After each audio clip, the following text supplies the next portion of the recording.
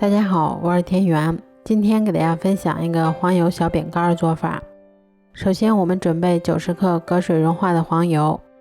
然后先加入1克盐，再加入40克白糖，最后我们再加入1个鸡蛋的蛋黄。接着我们用打蛋器先把它们充分搅拌均匀，搅匀后我们再往里面筛入140克的低筋面粉，然后用铲子把它们一直翻拌成像这种没有干面粉的面团。接着我们取适量的面剂，先在手心处把它揉成圆球，然后再把它轻轻地按扁成小饼的形状。都做好后，把它们依次放到铺有硅油纸的烤盘里面。最后我们用叉子在表面再给它轻轻地按压一下。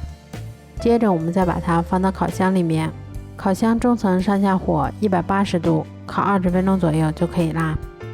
这样做出的黄油小饼干吃起来非常的酥脆香甜，咬上一口还有一股浓浓的黄油的香味儿。如果喜欢的话就试试吧，喜欢我的视频就关注我吧，谢谢您的支持。